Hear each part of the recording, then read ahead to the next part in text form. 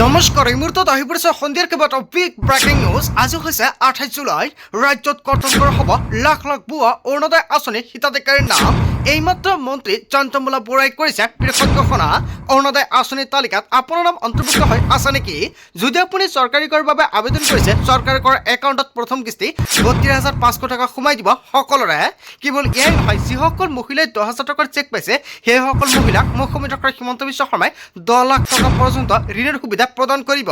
কেৱল এয়াই নহয়, অসমৰ মুখ্যমন্ত্ৰী ডক্টৰ হিমন্ত বিশ্ব শৰ্মাই ৰেচন কাৰ্ডক লৈ কৰিলে বৃহৎ ঘোষণা। 1 আগষ্টৰ পৰা সম্পূৰ্ণ নতুন নিয়মেৰে সংগ্ৰহ কৰিব লাগিব ৰেচনৰ সামগ্ৰী। লগতে কেইবাটাও ৰাজনৈতিক খবৰ লগতে অৰাজনৈতিক খবৰ যুগুত কৰা হৈছে আজিৰ দিনটোত। গোটেই অসম তথা ভাৰতৰ বিভিন্ন প্ৰান্তৰ পৰা যুগুত হৈছে কেইবাটাও ডাঙৰ খবৰ। এনেবোৰ খবৰ নিতৌ পাই থাকিবলৈ চেনেলটি ছাবস্ক্ৰাইব কৰি ভিডিঅ'ত এটা লাইক কৰিবলৈ নাপাহৰিব। আজিৰ আমাৰ প্ৰথম খুবেই গুৰুত্বপূৰ্ণ খবৰ হৈছে অসমবাসীৰ বাবে এটা ডাঙৰ খবৰ। ৰাজ্যত কৰ্তন কৰা হ'ব লাখ লাখ ভুৱা হিতাধিকাৰীৰ নাম। ভুৱা হিতাধিকাৰীক লৈ একশ্যন মোডত মন্ত্ৰী জয়ন্তমলা বৰুৱা। প্ৰতিগৰাকী বিধায়কে নিজ নিজ সমষ্টিৰ ভুৱা হিতাধিকাৰীৰ তালিকা দিয়ক। হয়, এটা বেয়া খবৰ আহি পৰিছে। অৰুণোদয় আঁচনিৰ তালিকাত আপোনাৰ নাম অন্তৰ্ভুক্ত হৈ আছে নেকি? যদি আপুনি অযোগ্য হিতাধিকাৰী, আপোনাৰ নাম পোনে পোনে কৰ্তন কৰা হ'ব। আৰু যিসকল যোগ্য হিতাধিকাৰী আপোনাৰ গাঁও বা অঞ্চলত বা আপোনাৰ ঘৰত আছে, সেইসকল হিতাধিকাৰীৰ নাম তালিকাত নতুনকৈ অন্তৰ্ভুক্ত কৰা হ'ব। তালিকা পোৱাৰ পিছতে কঠোৰ ব্যৱস্থা গ্ৰহণ কৰা হ'ব বুলি ঘোষণা কৰিছে মন্ত্ৰী জয়ন্তমলা বৰুৱাই। ইতিমধ্যে কৰ্তন কৰি থকা হৈছে ভুৱা হিতাধিকাৰীৰ নাম। হিতাধিকাৰীৰ ধন কেৱল যোগ্য মানুহে পাব লাগিব। আমাৰ এটাই লক্ষ্য, দৰিদ্ৰজন বঞ্চিত হ'ব নালাগে। এতিয়া অৰুণোদয় আঁচনিৰ হিতাধিকাৰীৰ সংখ্যা হৈছে 39 লাখ। আৰু প্ৰতিটো সমষ্টিতে দিয়া হ'ব অৰুণোদয়ৰ সহায়ক। অৰুণোদয়ৰ সহায়কসকলে ধৰণৰ অভিযোগ দিব পাৰিব। হয়, অৰুণোদয়ৰ সহায়কসকলক আপোনালোকে সকলো ধৰণৰ অভিযোগ দিব পাৰিব। যদি আপোনাৰ তালিকাত নাম অন্তৰ্ভুক্ত হৈছে, একাউণ্টত টকা নাপায় নেকি, কিহৰ বাবে টকা নাপায়, আপুনি অৰুণোদয়ৰ সহায়কসকলক কমপ্লেইন দিব পাৰিব। কেৱল এয়াই নহয়, যদি আপোনাৰ ঘৰত যোগ্য হিতাধিকাৰী আছে, তেনে ক্ষেত্ৰত সেইজন ব্যক্তিৰ নাম নতুনকৈ অন্তৰ্ভুক্ত কৰাৰ বাবে আপোনালোকে অৰুণোদয়ৰ সহায়কৰ সৈতে যোগাযোগ কৰিব পাৰিব। বিধানসভাত ডাঙৰ মন্তব্য কৰিছে বিত্তমন্ত্ৰী জয়ন্তমলা বৰুৱাই। হয়, জয়ন্তমলা বৰুৱাই কেইবাটাও গুৰুত্বপূৰ্ণ সিদ্ধান্ত গ্ৰহণ কৰিছে। ৰাজ্যত কৰ্তন কৰা হ'ব লাখ লাখ ভুৱা অৰুণোদয় হিতাধিকাৰীৰ নাম। ইয়াৰ বিষয়ে জনতাই কি ক'ব? যদি জনতাৰ কিবা মন্তব্য কৰিব লগা থাকে, আপোনালোকৰ মন্তব্যটো নিশ্চয় কমেণ্ট কৰি জনাই দিব। আৰু অৰুণোদয় আঁচনিৰ তালিকাত যদি আপোনাৰ নাম অন্তৰ্ভুক্ত হৈ আছে, আপুনি এজন যোগ্য হিতাধিকাৰী, অতি শীঘ্ৰে 3 আগষ্টৰ পূৰ্বে আপুনি KYC ফৰ্ম এটা জমা দিব লাগিব। চৰকাৰে DBTৰ জৰিয়তে অৰুণোদয় আঁচনিৰ টকা ৰিলিজ কৰি দিব। যদি কিবা কাৰণত আপোনাৰ DBT লিংক হোৱা নাই, অতি শীঘ্ৰে আপুনি বেংকত গৈ DBT ফৰ্ম এটা জমা দি লিংক কৰাই লৈ লওক। অন্যথা আপোনাৰ বেংক একাউণ্টত কিন্তু অৰুণোদয় আঁচনিৰ একাউণ্টত টকাটো সোমাই দিলেও 3 আগষ্টত নোসোমাব। আজিৰ ভিতৰত যিমান পাৰে সকলোকে শ্বেয়াৰ কৰি জনাই দিব, যাতে সকলো হিতাধিকাৰী জানিব পাৰে। তাৰ পিছত অসমবাসী ৰাজক জনাইছে আমাৰ পৰৱৰ্তী খুবেই গুৰুত্বপূৰ্ণ খবৰ। লগতে এটা ডাঙৰ খবৰ, এইবাৰ অসমলৈ আহক নৰেন্দ্ৰ মোদী আৰু অমিত শ্বাহ। বান বিভাগৰ খবৰ ল'বলৈ কেতিয়া আহিব প্ৰধানমন্ত্ৰী নৰেন্দ্ৰ মোদী? বন্যটোৰ কাষলৈ কেতিয়া আহিব গৃহমন্ত্ৰী অমিত শ্বাহে? নিৰ্বাচনৰ সময়ত এসপ্তাহত দুবাৰকৈ অসমলৈ আহিলে, কিন্তু এতিয়া ক'ত প্ৰধানমন্ত্ৰী নৰেন্দ্ৰ মোদী আৰু গৃহমন্ত্ৰী অমিত শ্বাহ?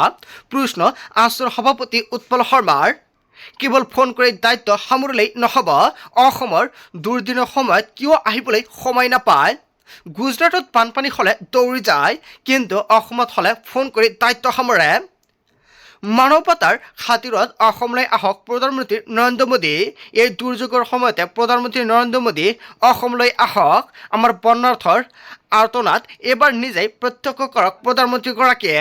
আহ্বান আউনীআটীৰ সত্ৰৰ সত্ৰাধিকাৰ ডক্টৰ পীতাম্বৰদেৱ গোস্বামীৰ।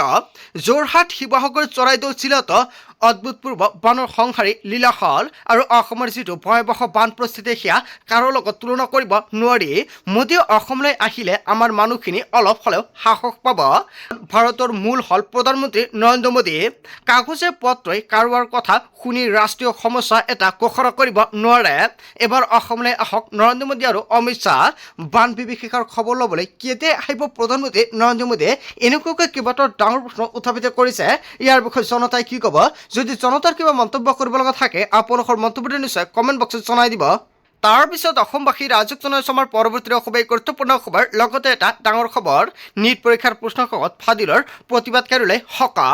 প্ৰতিবাদকাৰীৰ ওপৰত থকা সকলো গোচৰ উঠাই ল'লে ৰাজ্য চৰকাৰে। প্ৰতিবাদৰ 5টাকৈ গোচৰ প্ৰত্যাহাৰৰ সিদ্ধান্ত ৰাজ্য চৰকাৰৰ। কোনো প্ৰতিবাদকাৰীৰ বিৰুদ্ধে কোনো ধৰণৰ আইনী ব্যৱস্থা গ্ৰহণ কৰা নহ'ব। ইতিমধ্যে 13জন প্ৰতিবাদকাৰীক মুকলি কৰাৰ প্ৰক্ৰিয়া আৰম্ভ কৰিছে চৰকাৰে। প্ৰতিবাদৰ গোচৰ বন্ধ কৰাৰ সিদ্ধান্ত গ্ৰহণ কৰিছে ৰাজ্য চৰকাৰে। যোৱা 26 জুলাই সন্ধিয়া 6 বজালৈকে ৰুজু হোৱা গোচৰত এই সিদ্ধান্ত প্ৰযোজ্য হ'ব আৰু প্ৰতিবাদত জড়িত কোনো ব্যক্তিৰ বিৰুদ্ধে আইনী ব্যৱস্থা ল'ব নোৱাৰিব।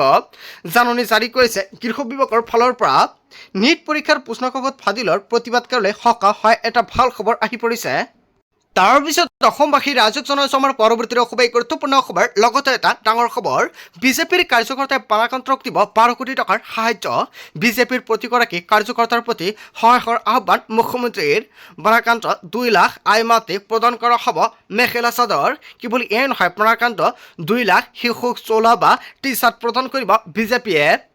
2000 টকাৰ তলত সাহায্য প্ৰদান কৰা কাৰ্যকৰ্তাই ধন জমা দিয়ক বিধায়কক। 2000 টকাৰ ওপৰত ধন দিব বিচৰাসকলে দিয়ক দলৰ একাউণ্টত। দল আৰু মুখ্যমন্ত্ৰীৰ সামাজিক মাধ্যমত উপলব্ধ হ'ব বেংক একাউণ্টৰ সবিশেষ। চৰকাৰৰ পৰা নহয়, বিজেপিৰ কাৰ্যকৰ্তাৰ পৰা সংগ্ৰহ কৰা হ'ব এই ধনৰাশি। 4 পৰা 5 দিনৰ ভিতৰতে পুঁজি সংগ্ৰহ কৰি কাপোৰ প্ৰদান কৰা হ'ব বাৰাক্ৰান্তক। বিজেপিৰ কাৰ্যকৰ্তাই বাৰাক্ৰান্তক দিব 12 কোটি টকাৰ সাহায্য, হয় এটা ভাল খবৰ আহি পৰিছে। তাৰ পিছত অসমবাসী ৰাইজক জনাইছো আমাৰ পৰৱৰ্তী খুবেই গুৰুত্বপূৰ্ণ খবৰ। লগতে এটা ডাঙৰ খবৰ, জেনজেট আন্দোলনৰ পিছত পুনৰ কঁপিব সমগ্ৰ দেশ। পেপাৰ লীগৰ পিছত A20ৰ বিৰুদ্ধে হ'ব ভয়ংকৰ আন্দোলন। ধৰ্মেন্দ্ৰ প্ৰধানৰ পিছতে নীতিন গাডকাৰীৰ বিৰুদ্ধে হ'ব আন্দোলন। 4 আগষ্টত সংসদ ভৱন ঘেৰাও কৰাৰ হুংকাৰ। প্ৰতিবাদৰ বাবে সাজু হৈছে টেক্সি ইউনিয়ন। ইথানল মিহলোৱা পেট্ৰলে চুৰুলা কৰিছে দেশবাসীক। Delhi taxi and tourist transport and tour operator এছ'চিয়েশ্যনৰ হুংকাৰ। জেনজিট আন্দোলনৰ পিছতে পুনৰ কঁপিব সমগ্ৰ দেশ। তাৰ পিছত অসমবাসী ৰাইজক জনাইছো আমাৰ পৰৱৰ্তী খুবেই গুৰুত্বপূৰ্ণ খবৰ। লগতে এটা ডাঙৰ খবৰ, আগষ্ট মাহৰ পৰা আৰম্ভ হ'ব পুনৰ কেইবাটাও নতুন সামগ্ৰী। আগষ্ট মাহৰ পৰা কেইবাটাও সামগ্ৰী লাভ কৰিব জনতাই। যিমান পাৰে সকলোকে শ্বেয়াৰ কৰি জনাই দিয়ক। আগষ্টত আৰম্ভ হ'ব বন্ধ হৈ থকা ৰেচনৰ বিতৰণ প্ৰক্ৰিয়া। হিতাধিকাৰীক প্ৰদান কৰা হ'ব দালি, চেনি, নিমখ আৰু চাউল। যদি আপোনাৰ ৰেচন কাৰ্ড আছে তেন্তে ভাল খবৰ। আপুনি 31 জুলাইৰ পূৰ্বে প্ৰতিগৰাকী হিতাধিকাৰী কৰিব লাগিব E-KYC। আপুনি ৰেচন কাৰ্ডৰ E-KYC কৰিছেনে? যদি কৰিছে, আপুনি 1 আগষ্টৰ পৰা ৰেচন কাৰ্ডৰ চাউলৰ লগতে দালি, চেনি আৰু নিমখ লাভ কৰিব। কেৱল এয়াই নহয়, মিঠাতেল লাভ কৰিব। কিন্তু এতিয়া নহয়, পুনৰ অসমৰ মুখ্যমন্ত্ৰী ডক্টৰ হিমন্ত বিশ্ব শৰ্মাই কেতিয়াৰ পৰা মিঠাতেল প্ৰদান কৰিব, ইয়াক লৈ সিদ্ধান্ত গ্ৰহণ কৰিব কেবিনেটত। কেৱল এয়াই নহয়, অব্যাহত থাকিব বিধৱা আৰু বৃদ্ধ পেঞ্চন আঁচনিৰ ধনৰাশি। আপুনি বিধৱা বা বৃদ্ধ পেঞ্চন আঁচনিৰ টকা পায় নেকি? তেনে ক্ষেত্ৰত আপোনাৰ বেংক একাউণ্টত 3 আগষ্টত সোমাই দিয়া হ'ব। কৃষকক বছৰি 11,000 টকা প্ৰদান কৰা হ'ব। দেশৰ কোটি কোটি কৃষকৰ বাবেও ভাল খবৰ দিছে। PM কিষাণৰ অধীনত লাভ কৰিব এই ধনৰাশি। দেশৰ কোটি কোটি কৃষকে বছৰি 6,000 টকা লাভ কৰে, কিন্তু 6,000 টকাৰ সলনি 11,000 টকালৈ বৃদ্ধি কৰাৰ সম্ভাৱনা। হিমন্ত বিশ্ব শৰ্মা চৰকাৰে লৈছে ডাঙৰ সিদ্ধান্ত। আগষ্ট মাহৰ পৰা নতুন ৰূপত আৰম্ভ হ'ব অৰুণোদয় আঁচনি আৰু 3 আগষ্টৰ পৰা অৰুণোদয় আঁচনিৰ টকা পোনে পোনে লাভ কৰিব ৰাজ্যৰ প্ৰতিগৰাকী অৰুণোদয়ৰ হিতাধিকাৰী একাউণ্টত। তাৰ পিছত অসমবাসী ৰাইজক জনাইছো আমাৰ পৰৱৰ্তী খুবেই গুৰুত্বপূৰ্ণ খবৰ। লগতে এটা ডাঙৰ খবৰ, লাখ লাখ আত্মসহায়ক মহিলাৰ বাবে ভাল খবৰ। অতি সহজে বেংকৰ পৰা ব্যক্তিগত ঋণ ল'ব পাৰিব আত্মসহায়ক মহিলাই। কেবিনেটত সিদ্ধান্ত গ্ৰহণ কৰিছে মুখ্যমন্ত্ৰী ডক্টৰ হিমন্ত বিশ্ব শৰ্মাই।